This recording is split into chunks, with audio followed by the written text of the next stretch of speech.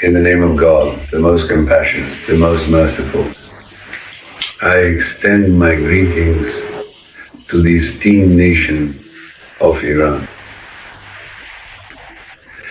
The first point I wish to make is to commend with utmost respect the conduct of our dear nation in the recent incident that the enemies created for our country.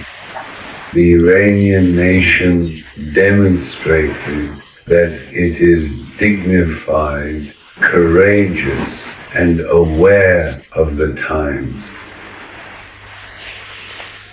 The great movement that the people displayed to the world on the day of the Ghadir celebration was truly a remarkable act. The gatherings of the people, the marches of the people in just these past few days, their presence at Friday prayers and their marches after the prayers, all of these demonstrate the maturity of the Iranian nation and the strength of rationality and spirituality, accompanied by courage and awareness of the times within our dear nation. I thank God that, praise be to Allah, He has granted this faithful nation such a level of abilities and both spiritual and material resources. I find it necessary to mention here that beautiful act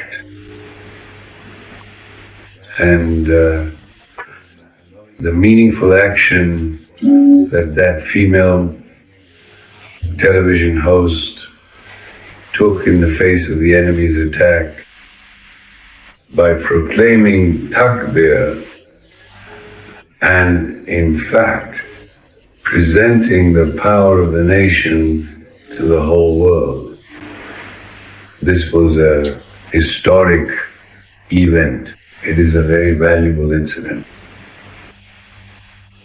The second important point to note here is that this incident, namely the foolish, reckless, and malicious act of aggression carried out by the Zionist regime against our country, occurred at a time when government officials were actively engaged in indirect, carefully mediated negotiations with the American side.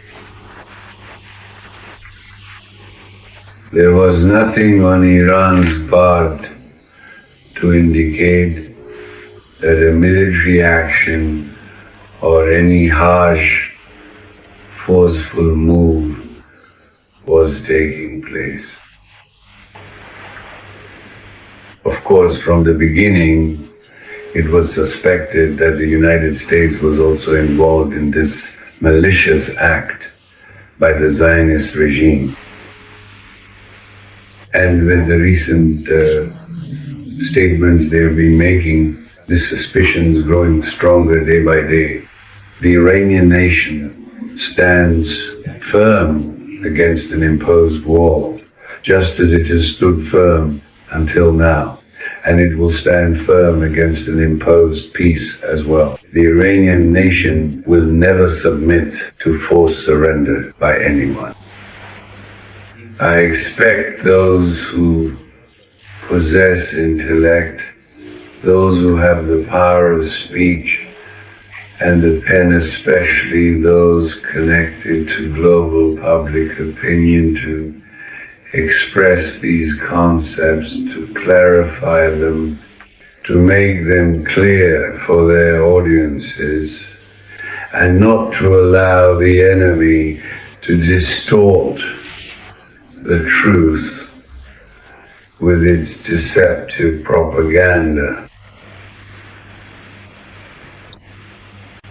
The enemy of the Iranian army has made a big mistake, and it has been a big crime. and it must be punished, and it is being punished. It is being punished right now. Punishment that the Iranian people and our armed forces have for this evil enemy. And they are doing it for the future. It is a difficult punishment, and it has weakened him. The same way that his American friends enter the stage and talk, it was a weak sign and a negative sign. And finally, the President of the United States has threatened us. He threatens us, and with a harsh and unacceptable statement, he wants the people of Iran to surrender to him. When a person witnesses these things, he is really amazed. First, he threatens someone who is afraid of threats. The Iranian people have shown that they are afraid of threats.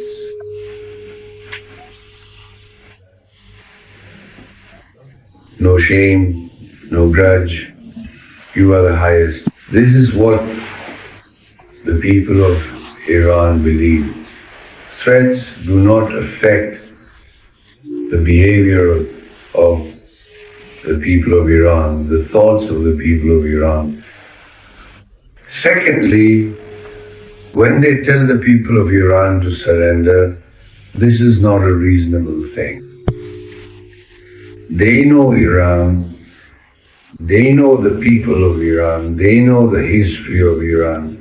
No one is saying this. What is the point of surrender? The people of Iran are not surrendered. We have not attacked anyone, and we do not accept any kind of attack. And we will not surrender to anyone. Iran is a nation's region, and of course, the Americans who are familiar with the policies of this region know that. The entry of the United States in this matter is 100% due to the US.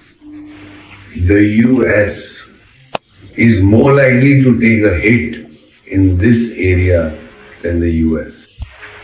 Iran may be hit.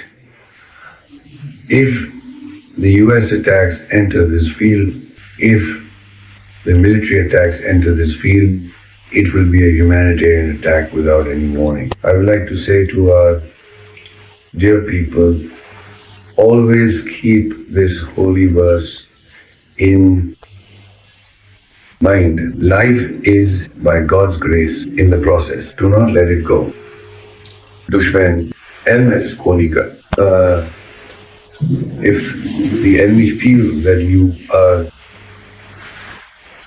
afraid of him, you will feel weak. If the enemy feels that you are afraid of him, he will not let you go. You have this attitude today. Continue this attitude with strength.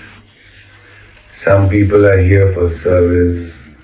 Some people are here to work with the people. And to those who have a strong sense of responsibility, to carry out their duties with strength and to believe in God Almighty.